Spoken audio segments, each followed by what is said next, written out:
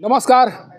इस बार का लोकसभा चुनाव काफ़ी दिलचस्प होने वाला है, कारण कि जिस तरह से इंडिया और एनडीए के बीच रस्साकसी का खेल चल रहा है और जिस तरह से सभी पार्टियों को एकजुट करने की कोशिश चल रही है, उसके तहत ये माना जा रहा है कि इस बार का चुनाव काफ़ी दिलचस्प होने वाला है।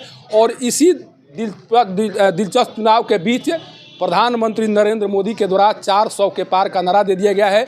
और इस नारे के बाद से जो इंडिया गठबंधन के लोग हैं वो समझ नहीं पा रहे हैं कि आखिर ये नारा किस आधार पर दिया गया है, कारण कि उन्हें लग रहा है कि हमारे स्तर से जितनी भी विपक्षी पार्टियां हैं उनको एकजुट करने की कोशिश चल रही है। और जब सभी लोग एक साथ आ जाएंगे तब किस आधार पर नरेंद्र मोदी के द्वारा ये नारा दिया जा रहा है। हमारे साथ अभी पूर्व विधायक राजेश्वर राज जी हैं। सर, ये जानने की कोशिश कर रहे हैं कि जब से प्रधानमंत्री के द्वारा ये कहा गया है कि इस बार 400 के पार जाना है और उसके लिए बाकायदा जितने भी भाजपा कार्यकर्ता हैं या एनडीए के जितने भी लोग हैं उन्हें एक तरह से टास्क दे दिया गया है, आखिर कैसे लग रहा है या भाजपा को कैसे लग रहा है कि नहीं इस बार 400 का पार आंकड़ा पहुंच जाएगा?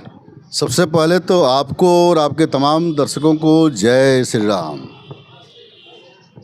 भाई, जो आप कह रहे हैं कि लड़ाई दिलचस्प है, मैं क्या देश की जनता ये कतई मानने को तैयार नहीं है कि इंडी और घमंडिया गठबंधन से हमारी कोई लड़ाई भी है। देश की जनता ने मन बना लिया है कि देश और धर्म के साथ खिलवाड़ करने वाले लोग होश में आए, इसलिए मोदी जरूरी है। देश में जातिवाद, वंशवाद के नाम पर ये गठबंधन बनाने वाले लोग में भय हो, इसलिए मोदी जरूरी है। लोगों ने मन बना लिया है। जनता की कमाई को लूट कर खाने वाले लोगों में डर हो, इसलिए मोदी जरूरी है। तो जिस तरीके से आज भारत दुनिया का अर्थव्यवस्था में 5वें स्थान से तृतीय स्थान की ओर बढ़ने की ओर बढ़ रहा है, हमारा भारत विश्व में पहला चंद्रयान 3 चंद्रमा के दक्षिणी ध्रुव पर तिरंगा लहराने वाला हमारा भारत पहला बना। अभी आपने देखा कि भारत मोदी जी के नेतृत्व में, मोदी का करिश्माई नेतृत्व था कि यमन से हमारे साथ जिनको आज उनको मौत सजाए मौत मिली थी, आज हमारे भारत सकुशल वापस आ रहे हैं। वंदे भारत मिशन के तहत कोरोना काल में आपने देखा कि लगभग 3 करोड़ लोग सकुशल भारत वापस आए। यह विकसित भारत का ही परिणाम है, मोदी के नेतृत्व का ही परिणाम है, मोदी की गारंटी का ही परिणाम है कि रसिया और यूक्रेन का युद्ध होता है तो भारत का प्रधानमंत्री अमेरिका, रसिया, यूक्रेन को फ़ोन करता है, युद्ध रुक जाता है, तिरंगा लेकर हमारे भारत के लोग सकुशल वापस आते हैं। इसलिए 400 पार है। इसलिए पार है कि जहाँ 500 सालों के लोगों की तपस्या, लोगों का बलिदान का देन है कि 500 साल जहाँ प्रभु श्री राम, हमारे भारत में अयोध्या में जन्म लेने वाले प्रभु श्री राम, हमारे सनातन के प्रतीक प्रभु श्री राम, हमारे आराध्य श्री राम 500 सालों तक टेंटों में रहें, जिनका सब्र का इम्तिहान टूटा और लाखों लोगों के जिन लोगों ने अपनी आहुति दी है, उनका बलिदान, उनका सब्र का आज जो यम है, प्रधानमंत्री का जो यमों का पालन करते हुए, जो कठोर व्रत का पालन करके आज भव्य प्रभु श्री राम का मंदिर का अयोध्या में श्री राम का निर्माण हुआ, उसका परिणाम है। आज जो विकसित भारत का रेल का विकास हो रहा हो, आपने भारत इतिहास आज़ाद भारत में ही नहीं, दुनिया का पहली बार ऐसा हुआ कि देश में इतने बड़े पैमाने पर 543 स्टेशनों का पुनर्विकास हो, 1500 लगभग अंडरपास, ओवरब्रिज का शिलान्यास उद्घाटन का कार्यक्रम, इतने बड़े पैमाने पर आज़ाद भारत नहीं, दुनिया में पहली बार रेल में इतना बड़ा काम होने का काम हुआ। रेल, जहाँ हम जहाज़ की बात करें, जहाँ जहाज़ एयरपोर्ट हमारे देश में 70 वर्षों में 71 थे, आज वहीं बढ़कर 146 एयरपोर्ट बने। इसलिए 400 पार की लोग बात कर रहे हैं। अच्छा, इस चुनाव को दिलचस्प इसलिए कहा जा रहा है कि जिस तरह से इंडिया गठबंधन के द्वारा ये कोशिश की जा रही है, क्योंकि आपके जो एनडीए गठबंधन की सरकार है 12 राज्यों में, जहाँ तक मुझे जानकारी है 12 राज्यों में एनडीए की सरकार है। अन्य जो राज्य हैं उन राज्यों के जितने भी क्षत्रप हैं उनको एक साथ लाने की कोशिश की जा रही है। और इसीलिए इंडिया को लगता है कि हमारे द्वारा चुनाव से पहले कुछ इस तरह के कार्य किए जाएंगे जिस कार्य के बदौलत जो नारा दिया जा रहा है उसे ध्वस्त किया जा सकता है। उनके द्वारा बताया भी जा रहा है कि यहाँ पर जिस तरह से बेरोजगारी की जो स्थिति है, जिस तरह से युवा, खासकर जो यूपी में जो कुछ हुआ, पेपर लीक का मामला जो सामने आया, उसके बाद से उनको लगता है कि नहीं, जुआ पीड़ित है, जो लोग हैं जो जिन्हें स्थानीय समस्याओं से लेना देना है, केवल विदेशी एजेंडा के आधार पर चुनाव नहीं जीता जा सकता है। इसीलिए इस चुनाव को कहा जा रहा है कि दिलचस्प होगा। आपको लगता है कि जिस तरह से उनके द्वारा कोशिश की जा रही है या जो मुद्दे उठाए जा रहे हैं वो मुद्दे कहीं ना कहीं 400 का जो आंकड़ा है उसे प्रभावित कर सकेंगे? किस इंडी और घमंडिया गठबंधन की बात कर रहे हैं? जिस इंडिया गठबंधन की बात कर रहे हैं वो तो है ही नहीं, वो तो इंडी और घमंडिया गठबंधन है। जिस इंडी गठबंधन की रचना करने वाले नीतीश कुमार जी आज कहाँ हैं?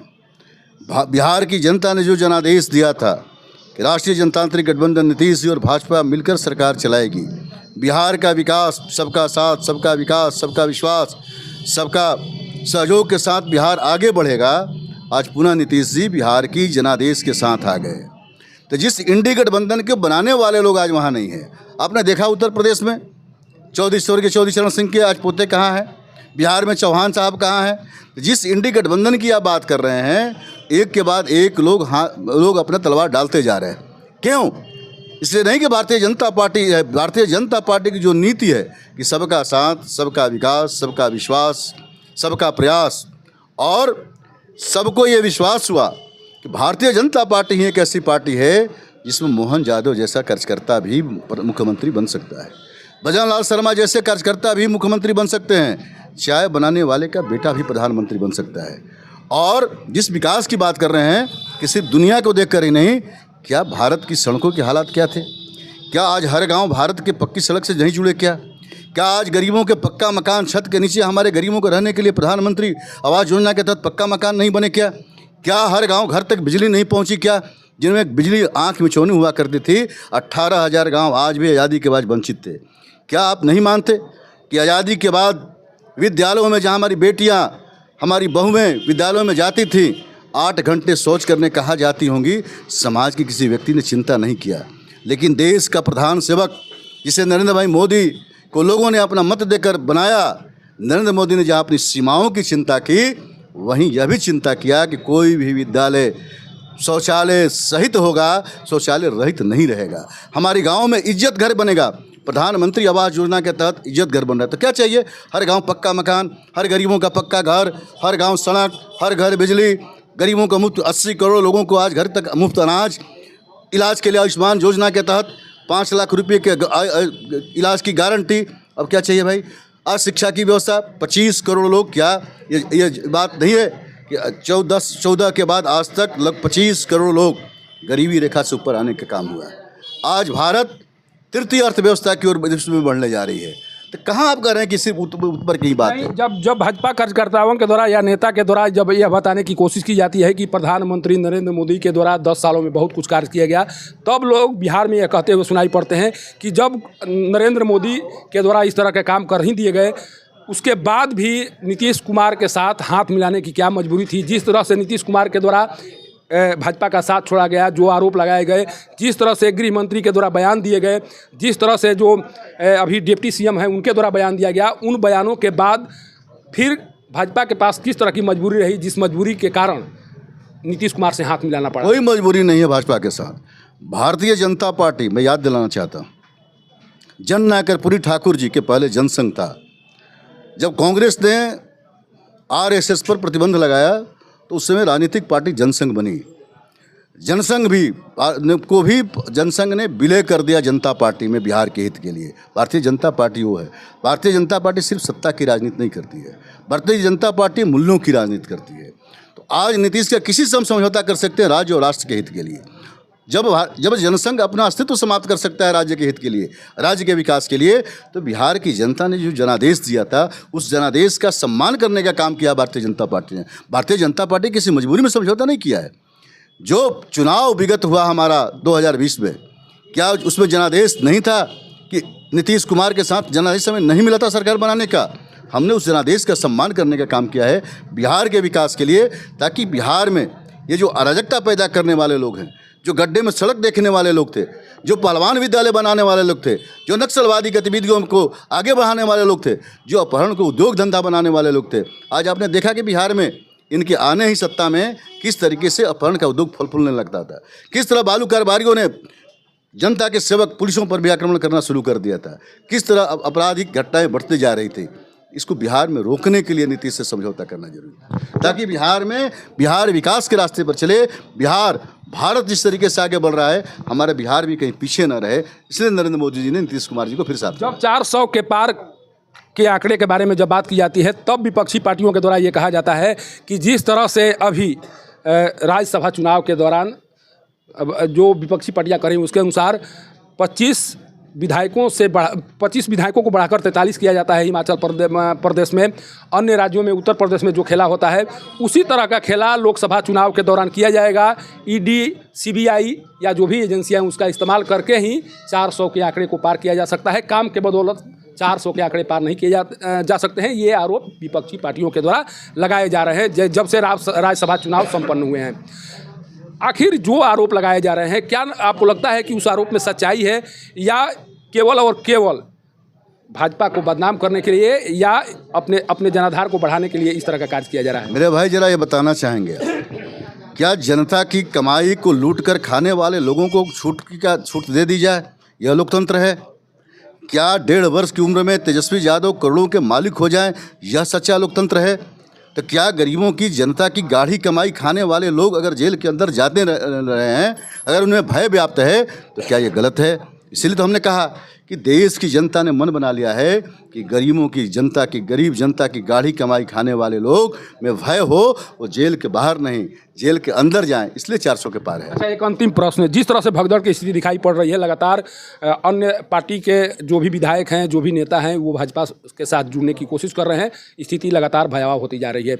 ये जो जुड़ाव हो रहा है भाजपा के साथ, इसको कैसे देख रहे हैं आप? किन कारणों से ये सारे लोग भाजपा के साथ? इसलिए हो रहा है कि अन्य जो इंडी गठबंधन के लोग हैं, ये तमाम कहीं ना कहीं किसी न किसी घोटाले में लिप्त हैं। ये परिवारवाद को मानने वाले लोग हैं। लालू के बाद राबड़ी, राबड़ी के बाद तेजस्वी, चाहे स्टालिन की बात हो, ये तमाम अपने परिवार को लोग मानने वाले लोग। और जो लोग राष्ट्र, धर्म और राष्ट्र का ये माहौल मजाक उड़ाने वाले लोग हैं, तो जो लोग राष्ट्र और धर्म की बात करते हैं, जो लोग सनातन संस्कृति की उत्थान की चेतना करते हैं, जो लोग राष्ट्र को 2047 में विकसित राष्ट्र बनाने का संकल्प लेने वाले लोग हैं, वो आज भारतीय जनता पार्टी के साथ आ रहे हैं। दोनों गैर लोग नहीं आ रहे हैं। यह है पूर्व विधायक राजेश्वर राज जी, जो जिस दमखम के साथ, जिस आत्मबल के साथ ये बात कह रहे हैं। इसी तरह के जो भी कार्यकर्ता है भाजपा के, उन्हीं कार्यकर्ताओं के आत्मबल के सहारे शायद प्रधानमंत्री नरेंद्र मोदी के द्वारा 400 के पार का जो नारा दिया गया है वो संभव हो सकता है। कारण कि जिस तरह से नीति रही है भाजपा के द्वारा कार्य करने की, जिस तरह से भाजपा के कार्यकर्ताओं के द्वारा बूथ स्तर पर जाकर कार्य करने की कोशिश की जाती है, शायद उनकी मेहनत और कार्यक्षमता को प्रधानमंत्री नरेंद्र मोदी के द्वारा परख लिया गया है। अब देखना यह होगा कि जिस तरह से दावे प्रधानमंत्री नरेंद्र मोदी के द्वारा किए जा रहे हैं और जब परिणाम आते हैं तो दावों में कितना समानता दिखाई पड़ती है और किस तरह के परिणाम सामने आते हैं। सासाराम से पब्लिक न्यूज़ के लिए सत्येंद्र चौबे की रिपोर्ट।